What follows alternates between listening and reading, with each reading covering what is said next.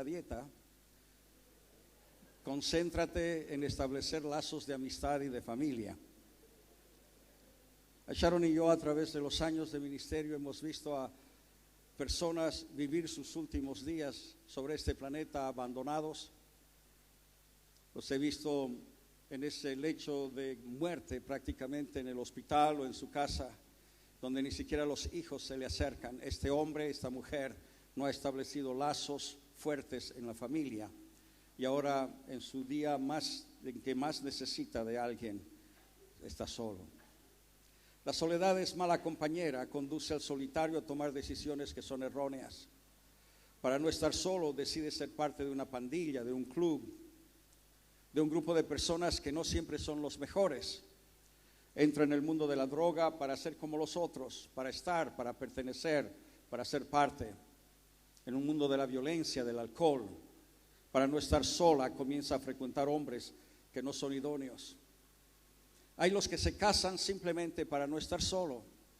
Como leímos en la prensa esta semana, Emiliano Pérez, de 94 años, se casa con Juana Rosa Vargas, de 47 años de edad, y la razón por la que él se casó con ella es porque se sentía solo.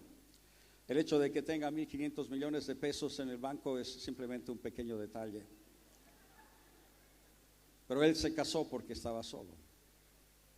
Los bares están llenos de personas solitarias que buscan el consuelo de la compañía de alguien, aunque sea por una sola noche. Las páginas web que ofrecen el poder conocer a personas que también son solitarias son muy populares. Pero sin embargo, la soledad más dolorosa es la causada por aquellos que debieran de estar más cerca de uno. Y este es el caso de uno de los grandes personajes bíblicos. Quiero compartir en esta mañana. Esta persona fue rechazado por su padre y humillado por sus hermanos, y a pesar de eso él llegó más lejos de lo pensado. Hoy lo recordamos por sus logros, pero pocos conocen la verdadera historia de su tortuosa niñez y de su dolorosa juventud. Podemos leer de las glorias de sus logros en la Biblia, pero la vergüenza de su juventud se halla escondida en los comentarios de la Torá, y es bien conocida por los rabíes, pero nunca comentado por los cristianos. El padre de este personaje se llamaba Yishai. Era presidente del Sanedrín y uno de los 4 encargados de proteger la Torá, un hombre próspero, descendiente de una de las familias más famosas de la nación. El Talmud dice que él murió solamente porque la muerte es el destino de todo hombre y no por algún pecado que él haya cometido. Vivía en su propiedad, en un fundo en las afueras de Jerusalén, en una aldea que se llama Beit Lechem. Su esposa, una hermosa mujer llamada Nitzebet, dio a luz a 7 hijos, los cuales crecieron y fueron hombres carismáticos y valerosos soldados. Pero la vida de Ishai pudo ser perfecta, de no ser que uno de sus antepasados cometió una acción vergonzosa. Su abuelo, quien era muy famoso, se había casado con una viuda moabita, algo que era prohibido por Dios. La ley era muy clara: todo descendiente de una unión matrimonial prohibida era declarado inmundo hasta la 10ª generación. Así que técnicamente Yishai y sus hijos eran impuros y no tenían el derecho a ser parte del Sanedrín. Pero la nación ya se había olvidado, había perdido el celo por la ley de Jehová y no tomaba en cuenta el delito cometido por su padre. Y mientras más pensaba en esto, más paranoico se convertía. Dios le había dado 7 hijos, todos varones, lo que en Israel en ese tiempo era considerado como el número perfecto de hijos. Y no quería tener un 8º, y por consiguiente no permitía a su esposa dormir con él. Pero Nitzebet quería tener un hijo más, ya que buscaba tener una hija, y se confabuló con una sierva de la familia con la que su marido quería acostarse, y tomó su lugar y se acostó con su marido y concibió y dio a luz a un 8º hijo sin que él la reconociera. Y Nitzebet fue considerada una mujer adúltera y rechazada por sus propios hijos, y su marido la apartó de la vida de la familia sin crear escándalo. Debía de haberla apedreado, pero él no quería crear un escándalo familiar, así que simplemente ellos lo hicieron dentro del seno de la familia. Y Yishai nunca se lo perdonó y nunca aceptó a ese hijo que había nacido de lo que él consideraba un adulterio. Por eso la excluía del seno de la familia. Tanto es así que desde su niñez este hijo tenía que comer en una mesa separada junto a su madre, quien había caído en desgracia. Y este niño tuvo que aguantar por años el bullying de sus hermanos. Y finalmente lo exiliaron a un campo lejano a pastorear las ovejas de la familia, con la esperanza secreta de que una de las bestias del campo lo matara. Y el hijo de un hombre rico nunca se rebaja a cuidar un rebaño de ovejas. Eso es para los siervos, pero nunca para un hijo. Pero para Yishai este hijo no existía. Este hijo estaba muerto. Y este hijo, rechazado por su padre, ultrajado por sus hermanos, vilipendiado por los vecinos, sufre de la soledad en su estado más cruel.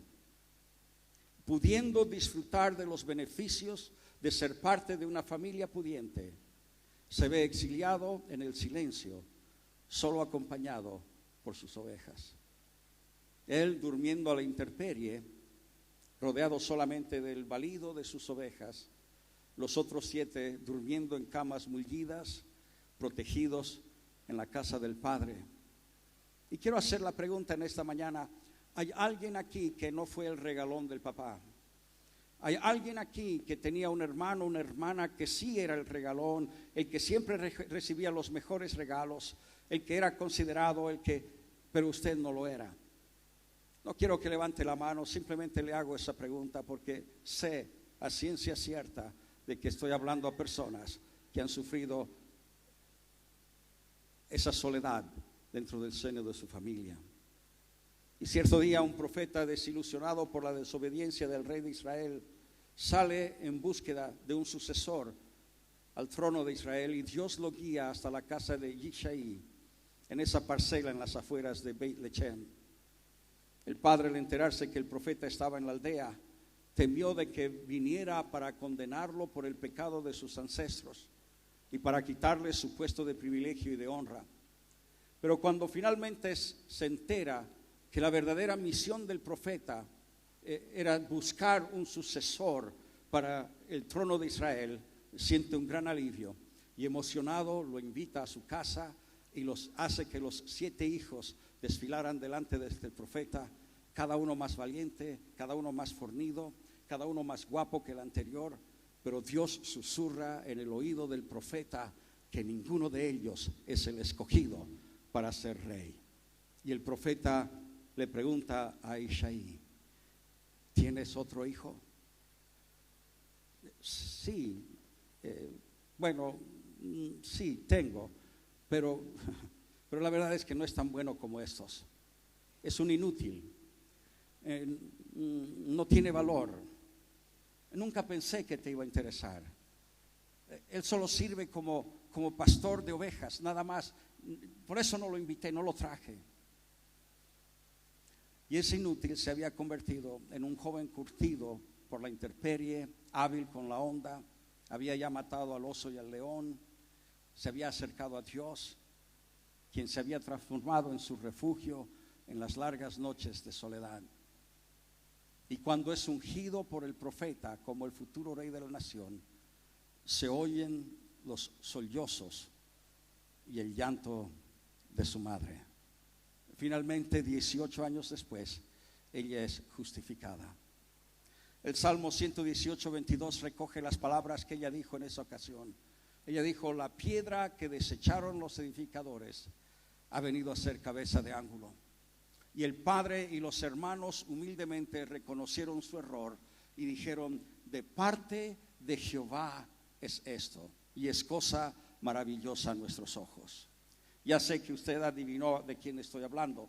Ese inútil era David, el que reinó sobre Israel por 40 años, el que escribió más de 60 salmos, el que mató a Goliat.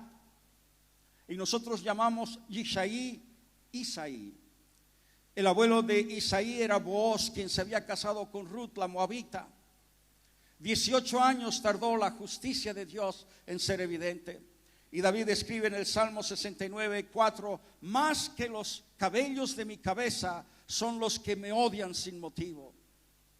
¿Usted ha sido odiado alguna vez sin motivo?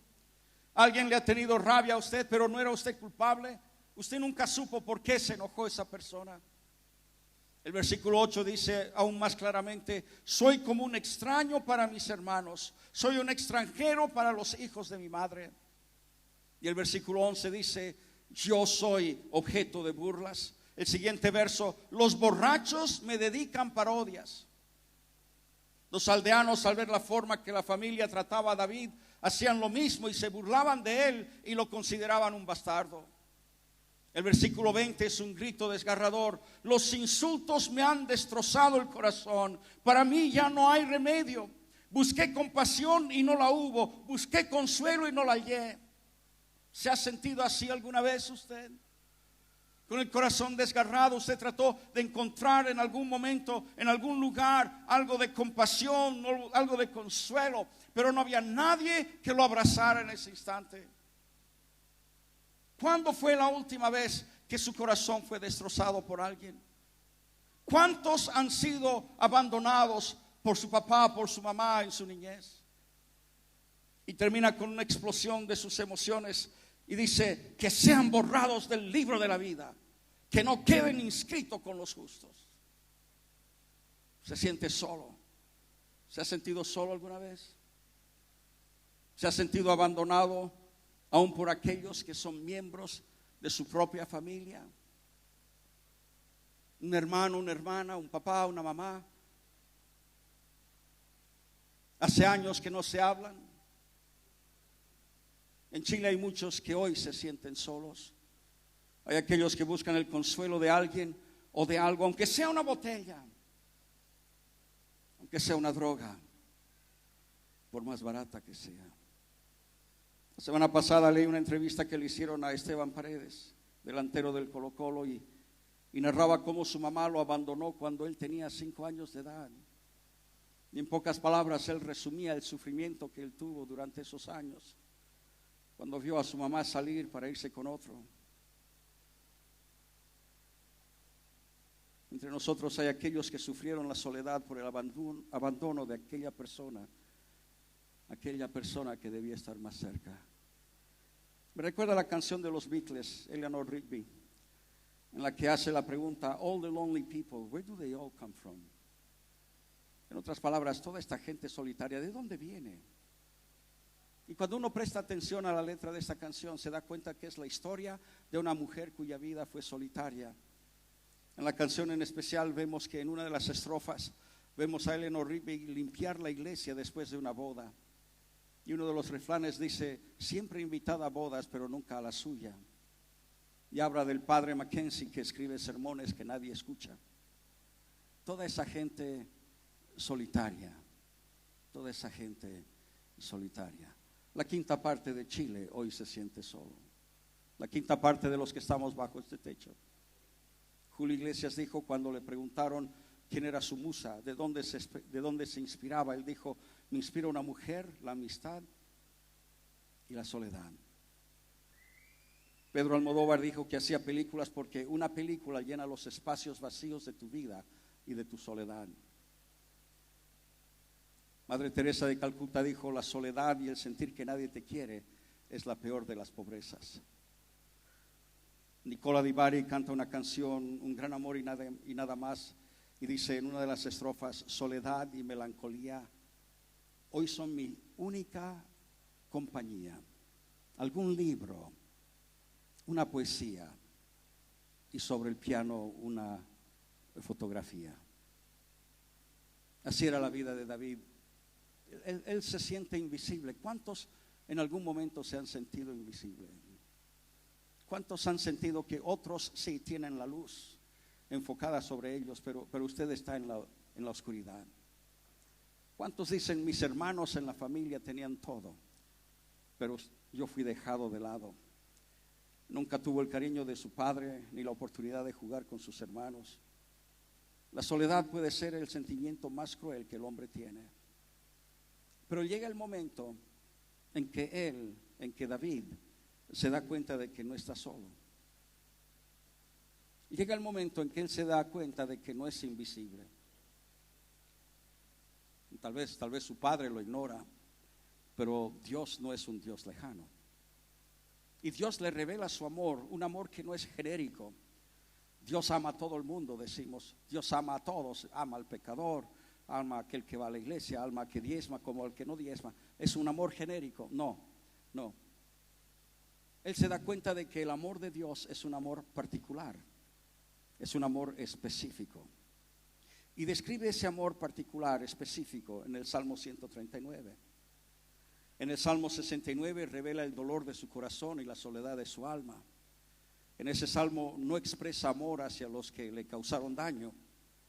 Pero en el Salmo 139 vemos que Dios lo ama con todos sus defectos y con todas sus virtudes. David era un hombre imperfecto. David era un adúltero. David era más que un adúltero, él era un asesino. Él mató a su amigo para poder quedarse con su esposa, la esposa de su amigo. Sí, él mató a Goliat, pero también es una persona que tiene problemas morales. Un hombre con furia en su corazón, pero a la vez es capaz de diseñar el primer templo en Jerusalén. Es una persona imperfecta, tal como la persona a la que usted está sentado cerca en esta mañana. Mira, esa persona es imperfecta y igual Dios la ama. Y Dios nos ama con todos nuestros defectos. Somos nosotros los que ponemos límites al amor de Dios. Y todos necesitamos sentirnos amados. Mark Twain escribió: el problema con las personas es que no quieren que otras personas sean personas. Sin embargo, Cristo nos da un mandamiento importante. Él nos dice en Juan 13: un mandamiento nuevo os doy, que os améis unos a otros como yo os he amado, que también os améis unos a otros. Y en esto conocerán todos que sois mis discípulos, si tuviereis amor los unos con los otros. Como Él nos ama, debemos de amar nosotros a los demás también. Nos ama a pesar de nuestra imperfección, nos ama a pesar de nuestros defectos. ¿Cómo nos ama? El Salmo 139:1 nos da una pista. Dice: oh Jehová, tú me has examinado y conocido. Él está hablando en singular y no en plural. Y todo el Salmo 139 es en singular. Y no creo que David se moleste si ponemos nuestro nombre en ese salmo. Tú has conocido mi sentar y mi levantarme. Has entendido desde lejos mis pensamientos. Tú has conocido el sentarse de Fernando y el levantarse de Jimmy. Y has entendido desde lejos los pensamientos de Nancy, de Marta y de María. Dios nos conoce con todos nuestros detalles. Lucas 12 dice: aún los cabellos de vuestra cabeza están todos contados. Dios me conoce, Él sabe cuándo me levanto y cuándo me siento. Me observa como una madre observa todos los movimientos de su hijo pequeño. Él conoce mis palabras aún antes que las pronuncie. Él me rodea y sus manos están sobre mí. Y David se estremece y declara: tal conocimiento es demasiado maravilloso para mí. Alto es, no lo puedo comprender. Por eso puede hacer la pregunta: ¿a dónde me iré de tu espíritu?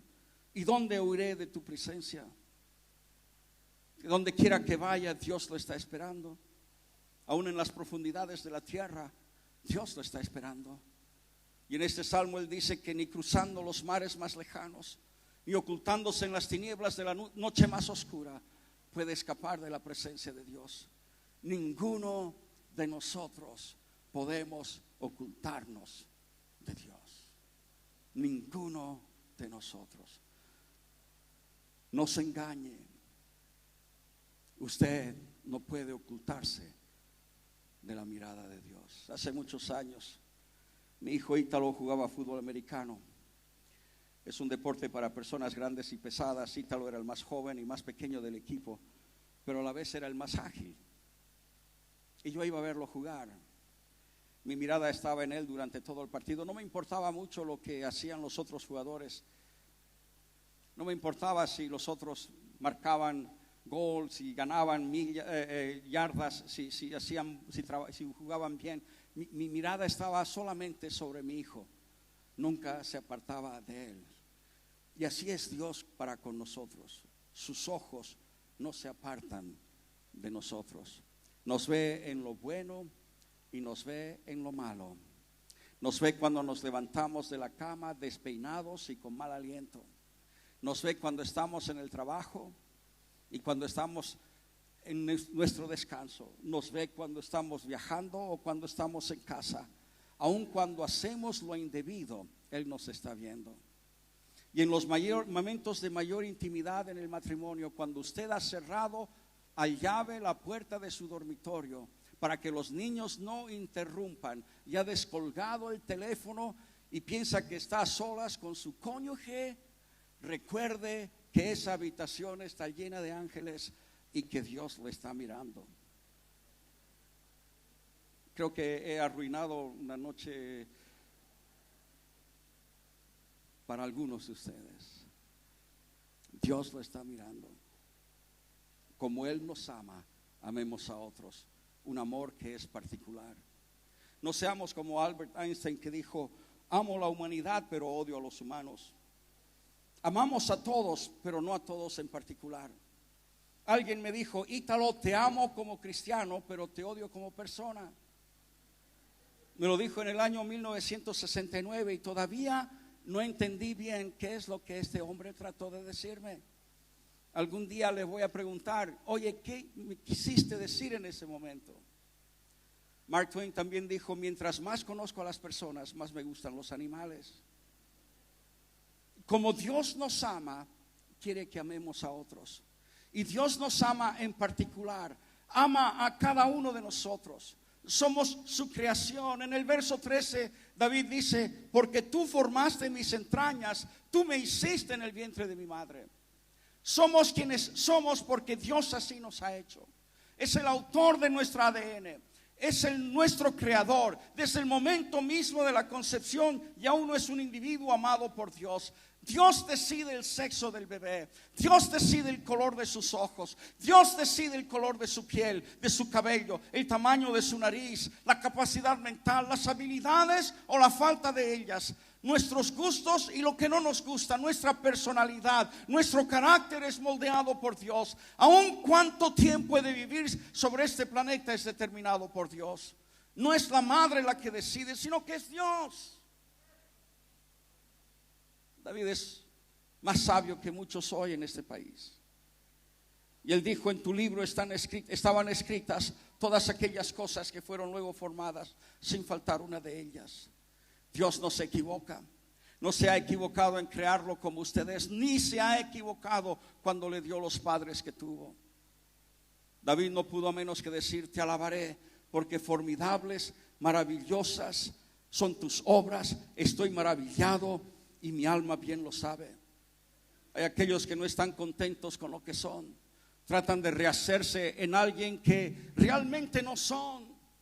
Pero Dios tiene un plan para cada uno de nosotros. Y ese plan no es clonarnos para que seamos similares a otro. Yo tuve un duro despertar hace muchos años. Que hubo una época en mi ministerio que yo quería ser como Jimmy Swaggart,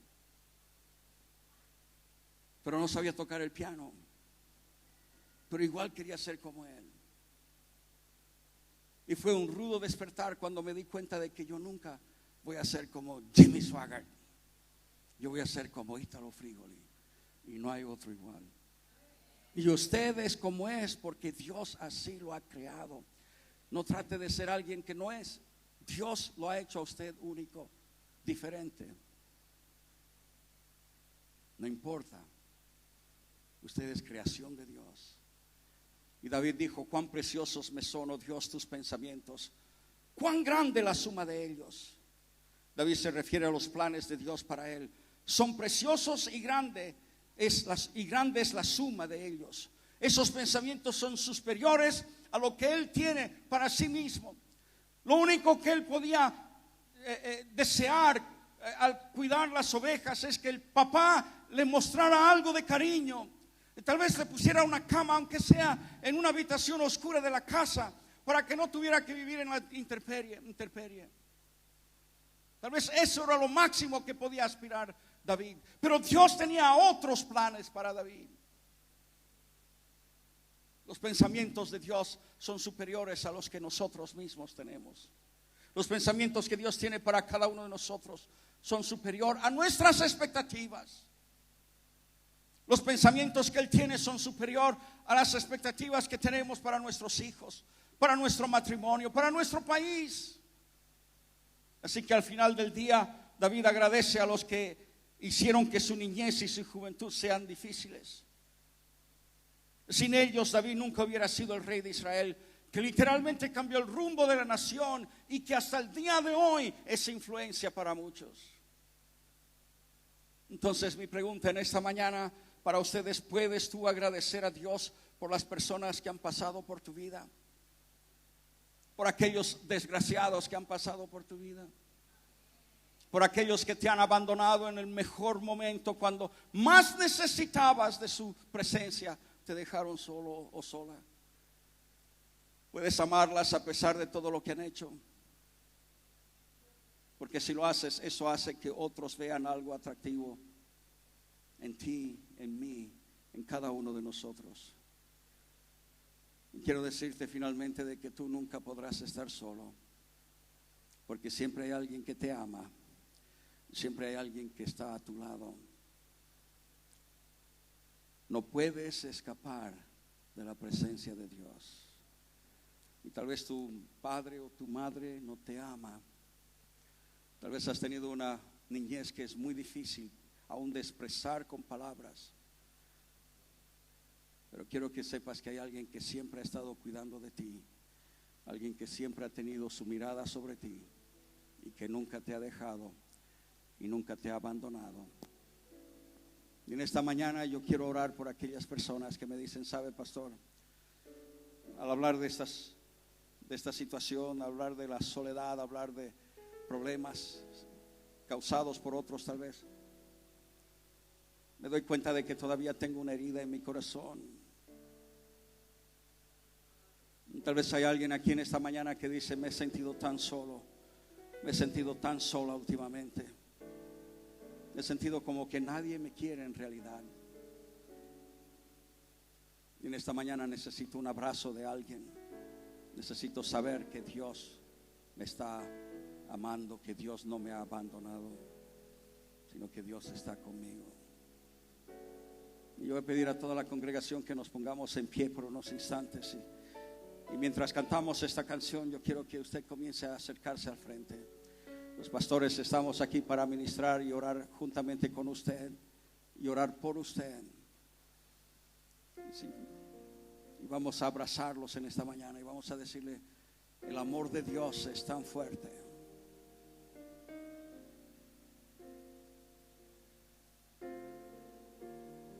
El amor de Dios es más allá de tu circunstancia y de tu dolor, más allá de tu momento de soledad. Tú no estás solo, sino que hay alguien que siempre ha estado contigo, que te guarda y te ama. Pase al frente, mientras cantamos esta canción. Desde